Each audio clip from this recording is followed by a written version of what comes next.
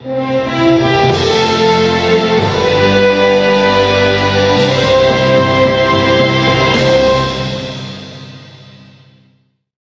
वक्त कराची के सचल गोठ में पहुता आयूँ। असो हर दिल अज़ीज़ साईं इनायत खटरियाण साहब वटि, जैंजो असां इंटरव्यू कंदासीं ऐं उन्हीं जे ज़िंदगी का कुछ हाल अहवाल वठंदासीं तो पुछंदासीं उन्हीं खां तुंहिंजो छा चवणो। जी, बुनियादी तौर ते सिंध जो इश्क, सिंध जे इश्क सां सिंध जे तारीख़ी मागनि मकाननि ऐं तारीख़ सां जेका दिलचस्पी हुई, उनखे पढ़ंदो रहियुसि। ऐं पढ़ण खां पोइ मूंखे लिखण ते जेको उतसायो उहो अली बाबा उतसायो। ऐं मूं 2000 खां लिखणु शुरू कयो तारीख़ी मागनि ते। ऐं पहिरियों मज़मून मुंहिंजो दुलिया दरिया ख़ान ते हुयो, जेको दुलिया दरिया ख़ान जे वरसी जे निस्बत सां उहो उन वक़्त जे 5 अहम अख़बारुनि में लॻो हुयो। ऐं उनखां पोइ मुख़्तलिफ़ वक़्तनि ते लिखंदो रहियो आहियां। इहो ॿुधाईंदो हलां त हिकिड़ो घर वेठे लिखणु थींदो आहे, मुख़्तलिफ़ किताबनि मां पढ़ी, पर मूं जंहिं माग ते लिखियो आहे उन ते पाण वञी ॾिठो आहे त हिन वक़्तु उते छा सूरत हाल आहे। ऐं पोइ जेका उन ते थियल तहक़ीक़ हूंदी आहे उनखे उन तहक़ीक़ जो जाइज़ो वठी उन्हनि जा हवाला ॾेई ऐं मां मज़मून लिखंदो आहियां। ऐं उन सां गॾोगॾु इहो बि हूंदो आहे त हिन वक़्तु उन तारीख़ी माग ते कीअं पहुची सघिजे थो, कहिड़ो रस्तो आहे, या उन जी हिन वक़्तु जेका आहे सा पोज़ीशन छा आहे, इहा मुंहिंजो कमु हूंदो आहे। ऐं उन सां गॾोगॾु बुनियादी तौर ते अली बाबा जे सरबराही में असां सिंध हिस्ट्री अवेयरनेस फोरम ठाहियो हुयोसीं 2001 में, जंहिंजो कमु इहो त नौजवाननि खे पंहिंजे तारीख़ बाबति सुजागी ॾिजे, जंहिं तहत असां कराची जे मुख़्तलिफ़ सिंधी आबादियुनि में नंढा लेक्चर प्रोग्राम बि कराईंदा हुआसीं। जंहिं तारीख़ी माग ते जंहिंजी तहक़ीक़ हूंदी हुई उनखे घुराए उन खां ॿुधंदा हुआसीं, पर उहो सिलसिलो 2 सालनि खां पोइ बंदि थी वियो। ऐं पोइ सिर्फ़ु इहो ई हलियो तमामु मुख़्तलिफ़ वक़्तनि ते क़ौमी किरदार ऐं तारीख़ी मागनि ते अख़बारुनि में लिखंदो रहियुसि। मुंहिंजा तमामु घणा कालम अवामी आवाज़ में ऐं ॿियनि अख़बारुनि में हलिया आहिनि। उन्हनि जो मां कुझु सिलेक्टेड मज़मूननि ते 2 साल अॻु में हिकिड़ो मुंहिंजो किताबु आयो आहे सिंधु सदीता जे नाले सां। ऐं हिन वक़्तु बि असां मुख़्तलिफ़ वक़्तनि ते उहे फोरम जा 2-3 दोस्त गॾिजी कंहिं न कंहिं तारीख़ी माग ते वेंदा आहियूं ऐं 1 माग या 2 माग उहे ॾिसींदा आहियूं। ऐं पोइ उन ते मां मज़मून लिखंदो आहियां, जेके हिन वक़्तु बि हफ़्तेवार एकता अख़बार में मुंहिंजा हलनि था। बाक़ी इन ते ॿियो जेको तव्हां खां सुवाल पुछंदो त उन ते जवाबु। ॾिसो, सॼी सिंध जेका आहे सा तारीख़ी मागनि सां भरी पई आहे। उन जे लाइ घणो मां लाड़ में वियो आहियां। ठटो ज़िलो जेको घणो वक़्तु सिंध जे गादी जो हंधु रहियो, त उते तमामु घणा तारीख़ी माग आहिनि, जिन मूं केतिरा अहिड़ा आहिनि जिन जे मुतलिक़ कंहिं बि किताब में न आहे लिखियलु। उनखां सवाइ रनीकोट ते विया आहियूं, कोडिजी ते विया आहियूं, सखर शहर, अरोड़, मूमल जी माड़ी जेका माथेलो में आहे उन ते विया आहियूं। थर में जेके तारीख़ी माग आहिनि जिन में पुराणा जैन धर्म जा मंदर आहिनि उन्हनि ते विया आहियूं। कारूंजर में जे जबल ते जेके पुराणा तारीख़ी माॻ आहिनि उन्हनि ते विया आहियूं। थर में चूड़ियो जबल ताईं वियो आहियां ऐं उन्हनि ते लिखियो आहे। अर्ज़ु इहो आहे त तव्हांजे सुवाल जो ॿियो हिसो त उन ते ॿियो छा कुझु करे सघिजे थो। मुंहिंजे हर मज़मून में इहो हूंदो आहे त उन तारीख़ी माॻ जी मौजूदा हैसियत जेकॾहिं उन जी ज़बून हाली आहे त उन जे लाइ हुकूमत खे अपील हूंदी आहे त भई हिन खे बहाल कजे असुल शक्ल में। ऐं असां पंहिंजे फोरम जे पारां अमली तौर ते 2 महीननि खां हिकु कमु थियो हुयो जंहिंजो मां ज़िक्र तव्हांजे तवसु सां ज़रूरी थो सम्झां त मीडिया जे खे उहा ख़बर हुजे ऐं मीडिया जे तवसु सां उहा ॿियनि ताईं बि ॻाल्हि पहुचे। ॼाम शोरे खां सेवण वेंदे टोड़ी फाटक जी पुल खां पहिरियां गोपांग स्टेशन अचे थी। वेंदे उहा सॼे हथ ते पवंदी। उन गोपांग स्टेशन जे भरिसां दूलिया दरिया खान जी माड़ी आहे जेका दूलिया दरिया खान जे माड़ी सां मशहूरु आहे। ऐं हूअ उन इलाइक़े में पहिरीं हिकु कुबाई इमारत हुई जंहिं ते कुबा ठहियल हुया ऐं उहा हिन वक़्तु तमामु ज़बून हाल में आहे।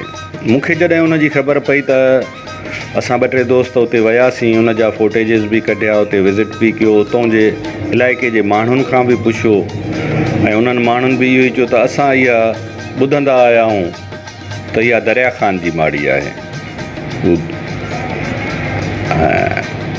कुझु वक़्तु सरकार जे अंग्रेज़ दौर में सरकारी तौर ते रेस्ट हाउस तौर ते बि उहा इस्तेमालु थी, पर हिन वक़्तु तमामु ज़बून हाल में हुई।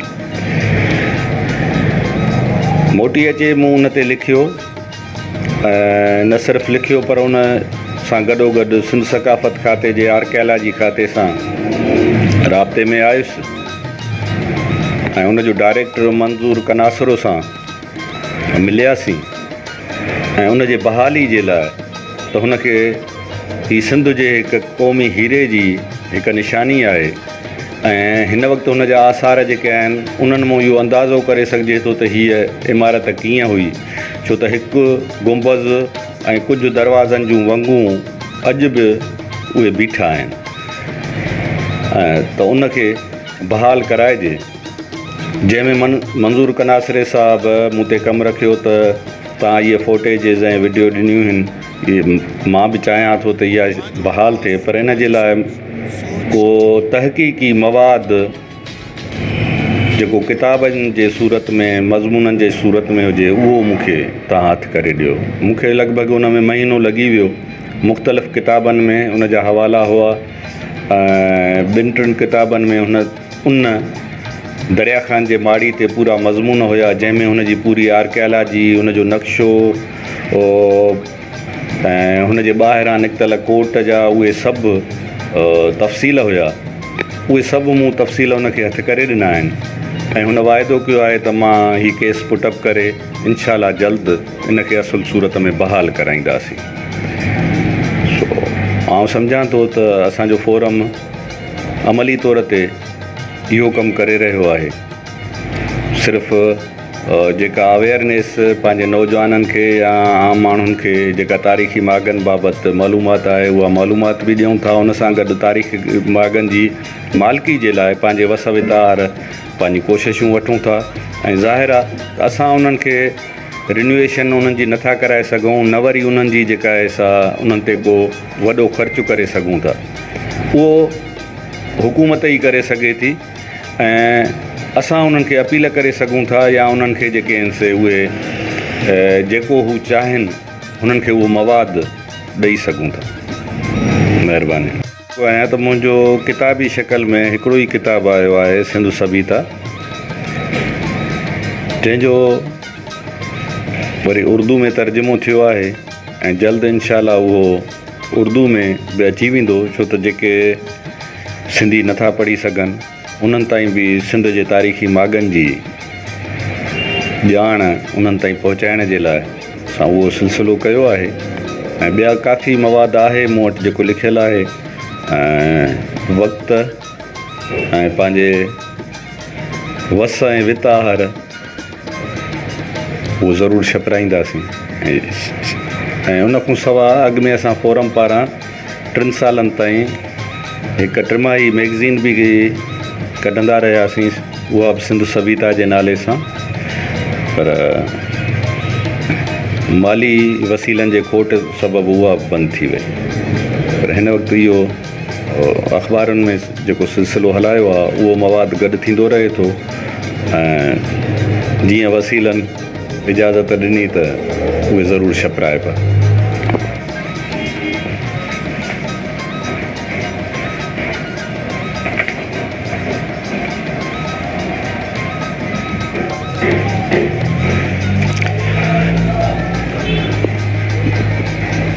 मुतासिर उन्हनि शख़्सियतुनि जो या उन्हनि जे अदब जो नालो हुजे त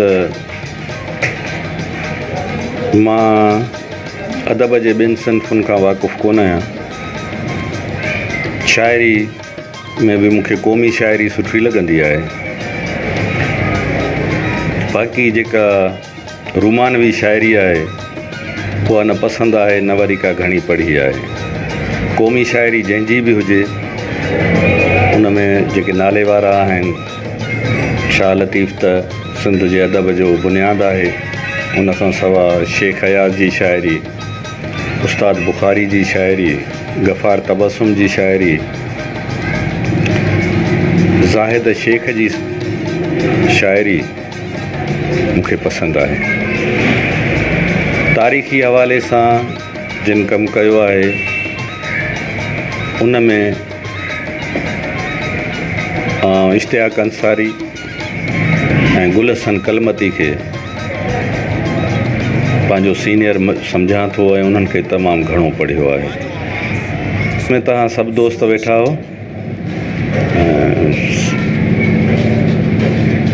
सहाफ़ियुनि में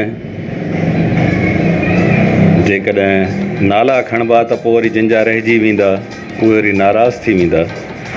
जेका सम्झां थो सिर्फ़ु सहाफ़त तनक़ीद न आहे, सहाफ़त मुल्कनि जो हमेशह हिकु अहम थंभो थिए थी ऐं उन में सियासत, अदब ऐं सहाफ़त, जीअं तव्हां उहो सुवालु कयो आहे, टिनी में अक्सरियत जेका आहे उहा सुठनि माण्हुनि जी आहे, पॉज़िटिव थिंकिंग रखण वारनि माण्हुनि जी आहे। पर जेके कुझु उन में ज़ाती मुफ़ाद रखी उहे सियासत में बि थिए थो, उहो अदब में बि थिए थो, उहो सहाफ़त में बि थिए थो। ऐं असांजी सिंधी में चवणी आहे त हमेशह जेका गंदी शइ हूंदी आहे उहा जल्दी फैलबी आहे, बदबू जल्दी फैलबी आहे, त उहे निमाया था रहनि। ऐं उन जे करे उन्हनि इदारनि ते उहा सहाफ़त जा इदारा, सहाफ़त हुजे त उन ते बि इल्ज़ाम अचनि था, अदब ते बि अचनि था, सियासत ते बि अचनि था, छो त निमाया जेके था थियनि उहे नेगेटिव क़िस्म जा माण्हू था थियनि। असुल जेके सचार ऐं मुख़लिस थी जेके कमु कनि था उन्हनि खे उहा पज़ीराई कान थी मिले। ऐं हूअं बि जेको तारीख़ी तौर ते ॾिठो वियो आहे त जीअं तारीख़ लिखी वेंदी आहे त जेको बादशाह, जेको शहनशाह, उनजे जेको तारीफ़ में तारीख़ लिखंदो उन जी उहा छपबी बि रही आहे, उहा मिलंदी बि रही आहे। ऐं शाइरी बि उहा उन्हनि जी ख़ुदि सनाई तौर ते थींदी रही आहे ऐं उहा ई हलंदी रही आहे। त उहो ई दौरु ॼण अॼु जे हिन जदीद दौर में बि उहो ई हले थो, जेको हुकूमत जे बारे में लिखे थो, कंहिं वॾे माण्हू जे बारे में लिखे थो, उन जा किताब बि छपिजी था वञनि, उन सहाफ़ी खे जेके आहिनि से के प्रोजेक्ट बि मिली था वञनि ऐं उन अदीब जा उहे किताब छपिजी था वञनि। उन सियासी वर्कर जेको उन सां सलाह ॾियल थिए थो उनखे मुख़्तलिफ़ ज़रियनि ज़रिए उनखे नवाज़ियो वञे थो। बाक़ी जेको हक़ सच जी ॻाल्हि करे थो उहो त हमेशह पोइते रहे थो। मां तव्हांजे पहिरें सुवाल में इहो पंहिंजे बारे में ॿुधाए वियो हुउसि। हाणे इहो जेको सुवालु आहे त लेखक, हाणे लेखक जेकॾहिं उहो शाइरी लिखे थो त उहो बि लेखक आहे, जेको कहाणी लिखे थो उहो बि लेखक आहे। मां तारीख़ ते कमु कयां थो, मूंखे वधि में वधि उनजी ख़बर आहे, त मां उनजे लाइ इहो चवंदुसि त जीअं हिकु शेर आहे त कॾहिं थीबो कन, कॾहिं थीबो वात, कॾहिं थीबो ॿकरो, पोइ थीबो कात। त अॻु में जॾहिं पढ़िबो तॾहिं पोइ लिखी सघिबो। कहिड़ी बि फील्ड में जेकॾहिं शाइरी में आहे त उहा शाइरी बि अॻु में पढ़ंदो तॾहिं हुनखे उहा सम्झ में ईंदी, ऐं जॾहिं हू पढ़ंदे हू उन मंज़िल ते पहुचंदो जो हू पाण लिखणु शुरू कंदो। तीअं तारीख़ जे हवाले सां इहो चवां त तारीख़ त तमामु हसास ऐं ख़ुश्क मौज़ू आहे। उहा हिकु ई शइ मुख़्तलिफ़ लेखकनि पंहिंजे पंहिंजे ज़ावे सां अलॻि अलॻि लिखनि था। को 500 साल अॻु में लिखियलु आहे, को 100 साल अॻु में लिखियलु आहे, को 50 साल अॻु में लिखियलु आहे। त उन मां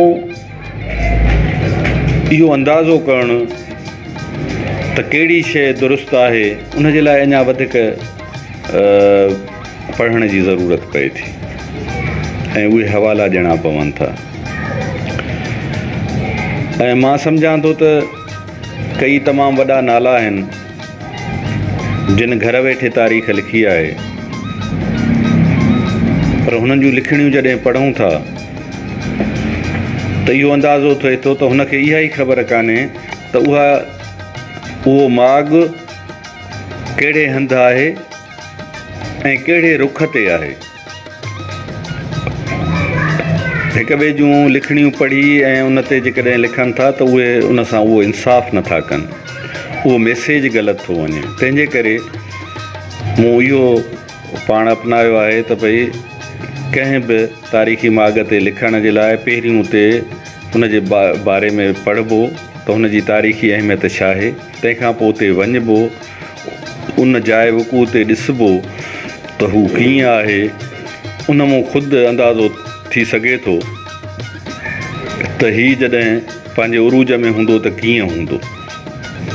ऐं पोइ उहे जेके तारीख़ी हवाला अचनि था उन्हनि खे हिक ॿिए सां भेटाए जेका बहितर उनजी पोज़ीशन पाण खे सम्झ में अचे थी उहा पंहिंजी तौर ते लिखूं था।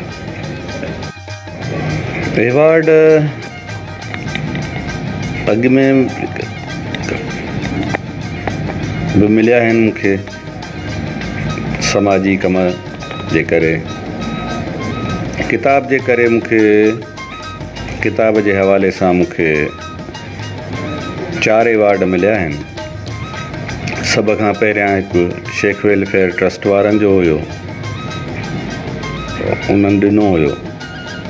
उन खां पोइ मुंहिंजो किताब सिंध सभीता जंहिं छपरायो हो रशीद साबिर महेंद्रे जो पुटु आहे, ऐं रशीद साबिर जे नाले सां हुनजी फाउंडेशन आहे, रशीद साबिर फाउंडेशन। उन्हनि एवॉर्ड ॾिनो हुयो। ऐं हाणे हिकु एवॉर्ड कल्याण अख़बार पारां मूंखे मिलियो किताब ते। ऐं कल्ह हिकु शील्ड मिली आहे जेका इंडस वैली तरफ़ां, उहा बि हिन किताब ऐं फोरम जे मञता तौर ते मिली आहे। मूंखे पंहिंजे ज़िंदगीअ सां का शिकवा कान्हे, पोइ इन करे त शिकायत हमेशह मायूस माण्हुनि खे हूंदी आहे। मां हमेशह पुरुमीद रहियो आहियां, ऐं क़ौमी हवाले सां, पंहिंजे घर जे हवाले सां, पंहिंजे दोस्तनि जे हवाले सां। मां पुर उम्मीद आहियां ऐं अॼु बि इहो ई थो सम्झां त शिकायत करणु जेका आहे उहा मायूसी आहे ऐं तव्हांजे तवसु सां मां इहो ई मैसेज सभिनि खे ॾींदुसि त शिकायतुनि जा हिक ॿिए सां मुआशिरे सां ऐं पंहिंजी महरूमियुनि जो इज़हार करण जे बजाए उहा जिस्तजू कजे, उहा स्ट्रगल कजे। ऐं सम्झां थो त कंहिं बि फील्ड में, कंहिं बि मामले में कंहिंजी बि जेका महिनत आहे, उहा जिदोजहद आहे, उहा ज़रूरु पंहिंजे मंज़िल ते पहुचे थी, पंहिंजा माॻ माणे थी, उनखे नाकामी न थींदी जेसिताईं हू पाण जेकॾहिं बेअमल थींदो त पोइ हुनजी ज़िंदगी मायूसियुनि ऐं महरूमियुनि में ई गुज़रंदी। बाक़ी जेकॾहिं इहो चइजे त मंज़िलूं हमेशह बहादुरनि जी आजियां कंदी आहे, बुज़दिल त रस्ते में ई मारिजी वेंदा आहिनि।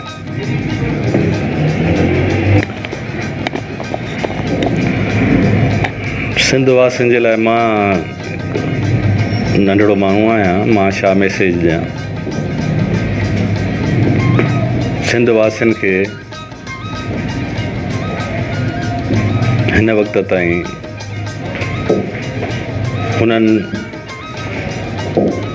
जेकॾहिं हिकिड़ी हक़ीक़त ॾिसिजे त क़ौमी ॿधी जो असां वटि वॾो फुक़दान आहे ऐं उन क़ौमी ॿधी जे लाइ शाह लतीफ़ खां साईं GM सैद ताईं अॼु जे ॾाहनि ऐं अदीबनि ऐं दानश्वरनि सभिनी इहे ई अपीलूं कयूं आहिनि त जेसिताईं असां मिड़ी मुठ न थींदासीं तेसिताईं असां पंहिंजी मंज़िल न माणे सघंदासीं।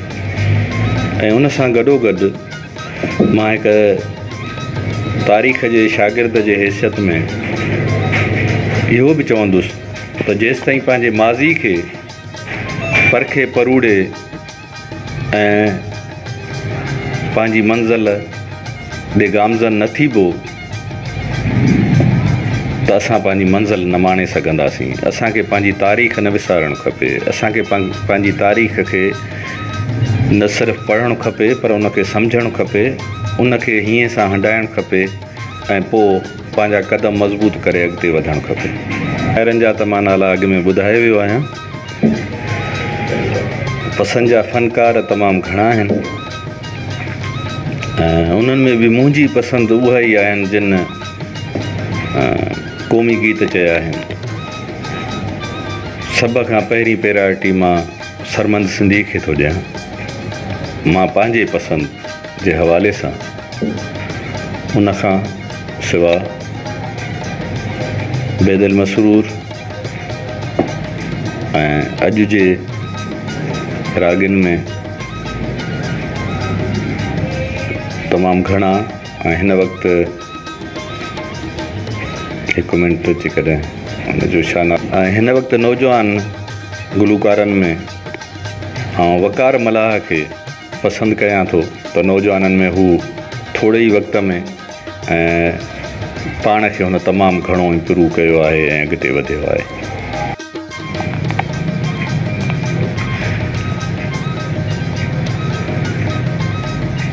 यादगार वाक़िया तमामु घणा आहिनि पर उन्हनि में जेकॾहिं तव्हां हिकु था चओ त हिकु तमामु आम वाक़ियो हुयो। असां 5 दोस्त कुझु साल अॻु में हिकु दोस्त इस्लामाबाद खां आयो ऐं उन जी तयारी जे ॿिया दोस्त बि तयारु थी मूं वटि पहुता त भई असांखे नूरानी हलणो आहे। हीउ दोस्त आयो आहे, हिन जी ख़्वाहिश आहे नूरानी ते हलूं था। असां हिकु गाॾीअ में होॾे रवाना थियासीं, नूरानी ते पहुतासीं, ज़ियारतूं कयूंसीं। वेंदे तमामु ख़ूबसूरत जबलनि जा नज़ारा बि पसियासीं ऐं उन ॾींहुं वापसि अचिणो हुयो। उन वक़्त में नूरानी ताईं अध ताईं रोड पको ठहियलु हुयो ऐं परते कचो हुयो, अधु कचो हुयो। कचे रोड खां जीअं ई पके रोड ते चढ़ियासीं त असांजी गाॾी जेको ड्राइव करे पियो उहो जल्दी जे करे थोरो स्पीड में अची वियो। रोड नंढो हुयो ऐं हिकु पुल जे करे मथां ई बि ऐं वकड़ बि हुयो। उन में गाॾी बेकाबू थी कल्टियूं खाईंदी वई ऐं जीअं ई हू रोड तां हेठि किरी त मूं पंहिंजे दिलि में इहो सोचे छॾियो त बसि अॼु पूरा थी वियासीं। त लोकेशन ऐं उते जेका ज़मीन हुई उहा ईअं ई हुई। बहरहाल हिकु जाइ ते गाॾी कंहिं दड़े सां जेको आहे सो बीही रही ऐं हुनजा शीशा वीशा सभु भॼी पिया हुया ऐं असां ॿाहिरि निकितासीं। हुनजो जेको विंडो स्क्रीन हो उन खां ई असां ॿाहिरि निकितासीं। उहो मथे उभो हुयो ऐं ॿाहिरि निकिरी ईअं सभ खां पहिरीं मूं पंहिंजे उज़वनि खे चकासियो त सम्झोसीं त सभु सही हिन का हॾी वॾी भॻी कान्हे। गाॾी स्टार्ट हुई उनखे वञी बंदि कयो ऐं कुझु देरि खां पोइ उतां ॿिया मुसाफ़िर लांघा थिया, उहे मददू थिया। कुदरती तौर ते असां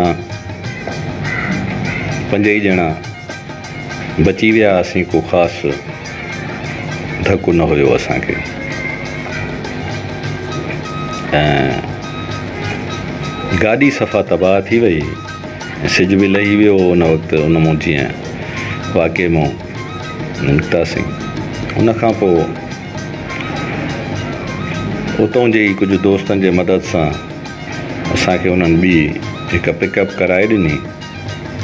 असां जंहिं चयो त भई मां मंगो पीर ताईं तव्हांखे छॾींदुसि। ऐं मंगो पीर जीअं असां पहुतासीं त मूं ॾे पंहिंजे न्याणी जो मैसेज आयो, छो त उन वक़्तु 12 राति जा 12 थी चुका हुया। त हुन मूंखे हैप्पी बर्थडे विश पई करे।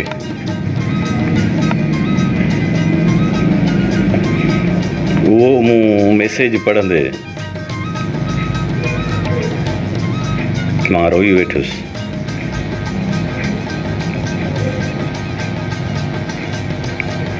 मुंहिंजूं रोलाकियूं ॿियनि खे बि रोआरे सघनि थियूं।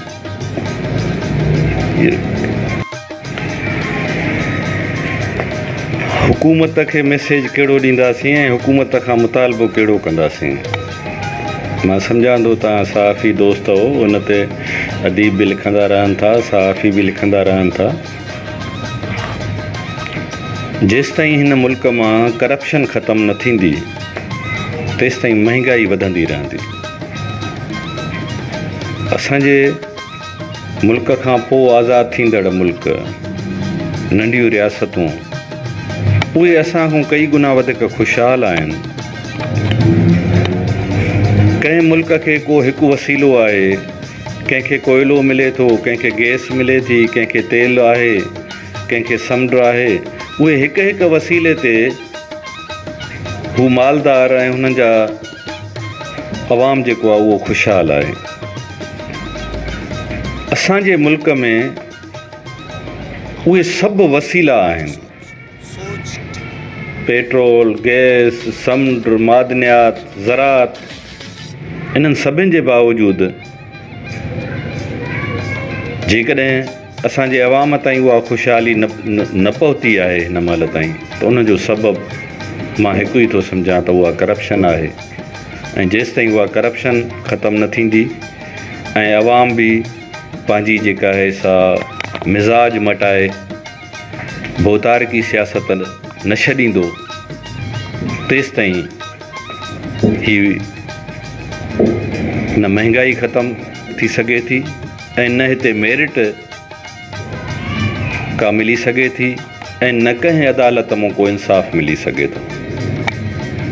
जी नाज़रीन, असां सचल ॻोठ में पहुता हुआसीं। लेखक साईं इनायत खटण साहब जंहिंजे ज़िंदगी जे बारे में, उनजे लिखण जे बारे में, दुनियादारी जे बारे में पुछियोसीं, जंहिं पंहिंजे ज़िंदगी मुताबिक़ अहवाल ॾिना ऐं असांखे मुतासिर बि कयो। साईं जा थोरा जंहिं असांजे लाइ टाइम कढी ऐं असांजे चैनल खे सोच टीवी खे इंटरव्यू ॾिनो। बागी सागर पांवर सां गॾु फारूक बंगवार, सोच टीवी, कराची। मां सिंध सिंधू जी सजाई दोस्तों जो अमड़ खीर मनाई।